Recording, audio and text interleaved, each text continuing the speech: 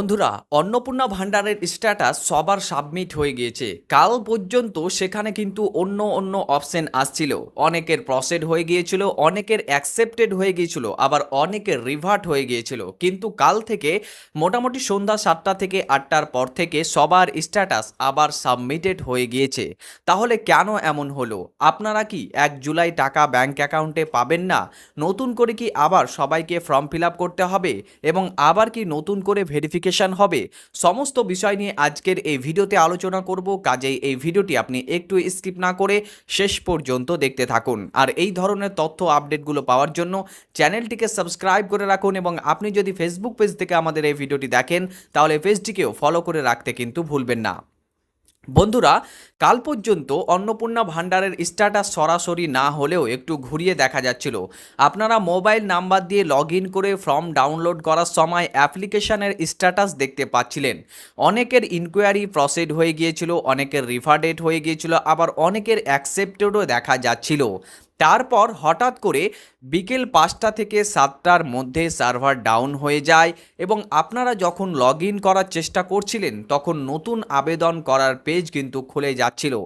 Application ID বা আগের কোনো তথ্য দেখা যাচ্ছিল না। পরে সন্ধ্যা 7টা থেকে 8টার দিকে সমস্যার কিন্তু আবারও সমাধান হয়ে যায়। এরপর যখন আপনারা আবারও পুনরায় লগ ইন করে ফর্ম ডাউনলোড করলেন তখন দেখতে পেলেন যে সবার স্ট্যাটাস আবার শুধু সাবমিটেড দেখাচ্ছে। যাদের আগে ইনকোয়ারি প্রসেড বা রিভার্টেড বা অ্যাকসেপ্টেড দেখা যাচ্ছিল সে অপশনগুলো কিন্তু আর দেখা যাচ্ছিল না, সেগুলো সব সাবমিটেড দেখা যাচ্ছিল। এখন পর্যন্ত যখন আমরা ভিডিওটি আপনার রেডি করছি, মানে আমরা শ্যুট করছি, তখন পর্যন্ত কিন্তু সকলের সাবমিটই দেখা যাচ্ছে।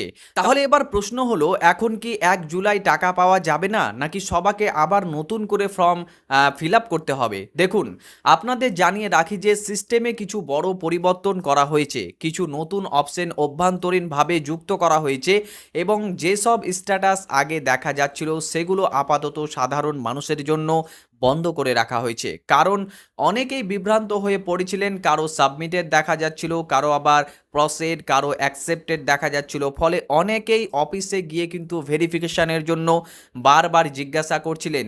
এই বিভ্রান্তি এড়াতেই আপাতত সবাইকে শুধুমাত্র সাবমিটেড অপশনটি কিন্তু শো করা হচ্ছে এবং দেখানো হচ্ছে। তবে যাদের আগের স্ট্যাটাস আগে পরিবর্তন হয়ে গিয়েছিল তাদের সেই পরিবর্তন কিন্তু বাতিল হয়নি। অভ্যন্তরীণ সিস্টেম অর্থাৎ অফিসিয়ালভাবে তারা কিন্তু সেই জিনিসগুলো দেখতে পাচ্ছে, শুধু সাধারণ মানুষ বা ব্যবহারকারীদের কাছে কিন্তু সেগুলো শো হচ্ছে না এবং দেখানো হচ্ছে না।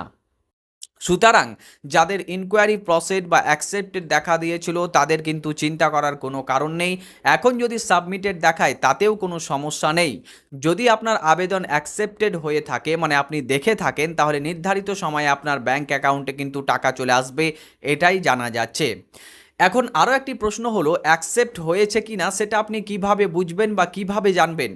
যেহেতু এখন আর স্ট্যাটাস দেখা যাচ্ছে না, তাই প্রয়োজনে অফিসে গিয়ে জানতে হবে। তবে সবাই যদি একসঙ্গে অফিসে চলে যান তাহলে কর্মীরা ঠিক মতো কিন্তু কাজ করতে পারবে না। তাই যাদের আগে স্ট্যাটাস পরিবর্তন এসেছিল তারা আপাতত অপেক্ষা করুন, আপনাদের যাওয়ার কোনো প্রয়োজন নেই। যদি অ্যাকসেপ্ট হয়ে থাকে তাহলে 1 তারিখ অর্থাৎ 1 জুলাই আপনাদের টাকা কিন্তু অটোমেটিকলি ডিবিটির মাধ্যমে আপনাদের অ্যাকাউন্টে ঢুকে যাবে। একটা বিষয় মনে রাখতে হবে, এত লক্ষ লক্ষ আবেদন একসঙ্গে এসেছে যে সবার আবেদন একেবারে অ্যাকসেপ্ট করা কিন্তু সম্ভব নয়। যতগুলো আবেদন সম্পূর্ণ হবে তাদের কিন্তু 1 জুলাই টাকা দেওয়া হবে। বাকিদের ভেরিফিকেশান এবং অনুমোদন ধাপে ধাপে কিন্তু সম্পন্ন করা হবে এবং পরবর্তী কিস্তিতে কিন্তু তাদেরকেও টাকা দেওয়া হবে। অর্থাৎ ধাপে ধাপে ইনকোয়ারি, ভেরিফিকেশান, অ্যাকসেপ্টেশন এবং তারপর যে টাকা প্রদান করা কিন্তু হবে, এমনটাই কিন্তু অফিসিয়ালভাবে আমরা জানতে পেরেছি। এখন ভেরিফিকেশান কিভাবে হচ্ছে সেটাও একটু আপনাদেরকে ক্লিয়ার করে দিয়ে আপনারা একটু বুঝে নিন যে আপনাদের যে ডকুমেন্টস সেগুলো কিভাবে ভেরিফিকেশান হচ্ছে। আপনারা অনলাইনে আধার কার্ড, ভোটার কার্ড ইত্যাদি আপলোড করেছেন, অনেক ক্ষেত্রে সেই ডকুমেন্ট দেখেই কিন্তু ভেরিফিকেশান করে দেওয়া হচ্ছে। আবার অনেক জায়গায় কর্মীরা বাড়ি বাড়ি গিয়ে আসল ডকুমেন্ট দেখে আসছেন এবং সেখানেও কিন্তু ভেরিফিকেশান সেভাবেই সম্পন্ন করা হচ্ছে। কিছু এলাকায় পঞ্চায়েতের জেরক্স কপি এবং অনলাইন আবেদনের রিসিপ্ট কপি জমা দিতে বলা হচ্ছে। অর্থাৎ বিভিন্ন এলাকায় বিভিন্ন ধরনের নিয়মে কিন্তু ভেরিফিকেশন করা হচ্ছে। একটি পদ্ধতিকে অনুসরণ করে কিন্তু ভেরিফিকেশন করা হচ্ছে না। যে যেমন পারছে, যার যেমন এলাকা সে তেমনভাবে তাদের কিন্তু ভেরিফিকেশন করছে। এবার আপনার এলাকায় কিভাবে ভেরিফিকেশন হবে সেটা আপনি কোথায় জানবেন? সেটা আপনি আপনার স্থানীয় পঞ্চায়েত অফিস, পৌরসভায় আধিকারিকদের কাছে গিয়ে জিজ্ঞেস করবেন যে আমাদের ভেরিফিকেশন কিভাবে হচ্ছে। তারা কিন্তু বিষয়টি আপনাদেরকে বলে দেবে। আমাদের এলাকায় অনলাইন আবেদনের রিসিপ্ট কপি জমা নেওয়া হচ্ছে। পাশাপাশি যারা আগে কাগজ জমা করেনি তাদের প্রয়োজনীয় নথির জেরক্সও জমা দিতে হবে বলা হয়েছে। তবে আপনার এলাকায় নিয়ম আলাদা হতে পারে, সেটা আপনি আপনার পঞ্চায়েত অফিস, বিডিও অফিস বা পৌরসভা অফিসে গিয়ে জানবেন। ভেরিফিকেশনের সময় আধিকারিকরা সব নথি যাচাই করে যদি আপনাকে যোগ্য বলে মনে করেন তাহলে ভেরিফাইড এবং রিকমেন্ডেড অপশানে ক্লিক করে আপনাকে এলিজিবল হিসাবে চিহ্নিত করছেন। আপনারা স্ক্রিনে একটি যে স্ক্রিনে যে একটি স্ক্রিনশট দেখছেন, এখানে কিন্তু আমাদেরকে অফিসিয়ালভাবে পাঠানো হয়েছে। এখানে দেখুন যে এলিজিবল কথাটি লিখে কিন্তু সাবমিটে ক্লিক করলেই কিন্তু আপনার ভেরিফিকেশন হয়ে যাচ্ছে। এছাড়াও যদি কোনো ভুল ত্রুটি থাকে তাহলে আবেদনটিকে রিভার্ট করে দেওয়া হচ্ছে, অর্থাৎ রিটার্ন করে দেওয়া হচ্ছে। সেখানে মন্তব্য লিখে দেওয়া হচ্ছে কী কারণে আপনার আবেদনকে ফেরত পাঠানো হয়েছে বা রিটার্ন পাঠানো হয়েছে।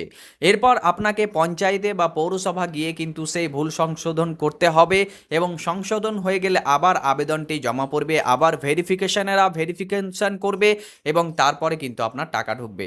পঞ্চায়েত স্তরের ভেরিফিকেশন শেষ হওয়ার পর ব্লক অফিস, তারপরে ভিডিও অফিসে যাচাই করা হচ্ছে, তারপর জেলা স্তর থেকে আবেদন অ্যাকসেপ্ট করা হচ্ছে এবং তারপরেই কিন্তু আপনাদের চূড়ান্ত তালিকায়, মানে চূড়ান্ত যে তালিকা থেকে আপনাদেরকে টাকা ছাড়া হবে সেই টাকা ছাড়ার তালিকাতে কিন্তু আপনার নামটি উঠে যাচ্ছে এবং তারপরেই কিন্তু আপনাকে আপনার অ্যাকাউন্টে টাকা পৌঁছে দেওয়া হচ্ছে।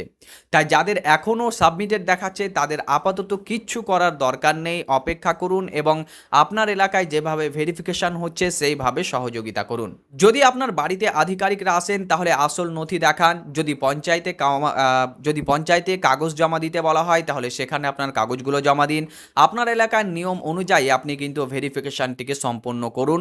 ভেরিফিকেশন সম্পন্ন না করলে কিন্তু আপনার কোনো টাকা ঢুকবে না, অতএব আপনাকে ভেরিফিকেশনটি করাতেই হবে। এছাড়াও জানা যাচ্ছে যে অনেক এলাকায় কোনো অতিরিক্ত কাগজই চাওয়া হচ্ছে না। অনলাইনে যে আপলোড করেছেন যে ডকুমেন্টগুলো স্ক্যান করে সেই ডকুমেন্টগুলোকে দেখেই কিন্তু ভেরিফিকেশন সম্পন্ন করে দেওয়া হচ্ছে।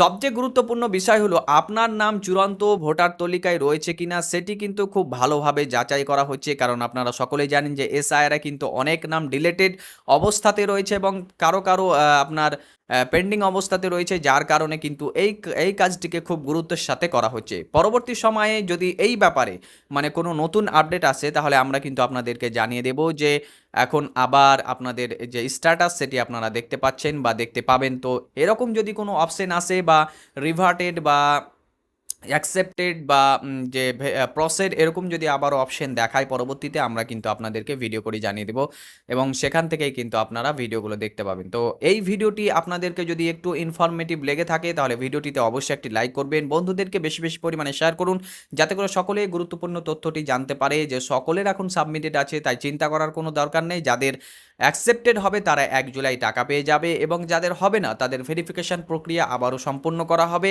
এবং সম্পূর্ণ করা হলেই কিন্তু পরবর্তী লটে আপনাদের টাকা ঢুকে যাবে। তো ভিডিওটি বেশি বেশি পরিমাণে শেয়ার করুন এবং নতুন দর্শক হলে চ্যানেলটিকে সাবস্ক্রাইব করে রাখুন এবং নতুন ফেসবুক পেজ থেকে যদি আপনি ভিডিওটি দেখে থাকেন তাহলে পেজটিকেও ফলো করে রাখতে ভুলবেন না। আমাদের 100কে ফলোয়ার কমপ্লিট হতে এসেছে, তাই বেশি বেশি করে ফলো করুন এবং আমাদের সাথেই থাকুন। দেখা হবে আপনার সাথে পরবর্তী আরও একটি ভিডিওতে। ততক্ষণ পর্যন্ত ভালো থাকবেন, সুস্থ থাকবেন।